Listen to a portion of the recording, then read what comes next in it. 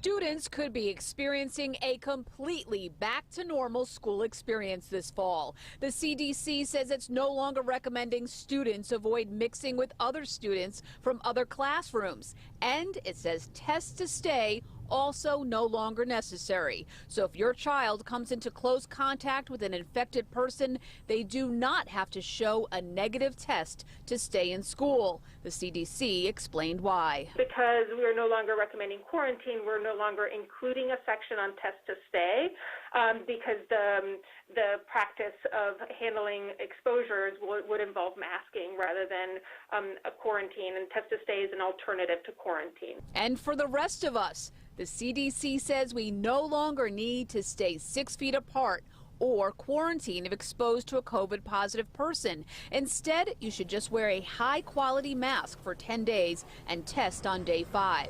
If you are COVID positive, the isolation period is 5 days, and with no fever on day 6, you're in the clear. Just wear a mask until day 10.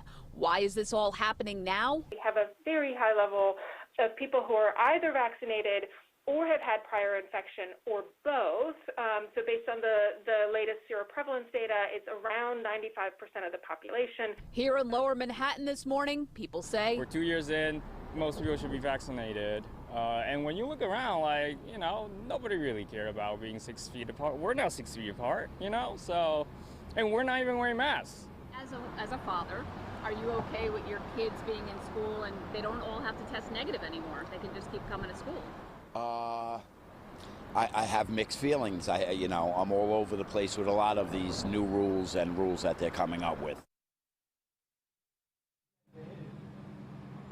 And of course, these are guidelines from the CDC, so individual businesses and individual school districts, of course, can make their own decisions going forward. For now, we are live in Lower Manhattan. Eileen LaPalmer, Pix 11 News. Yeah.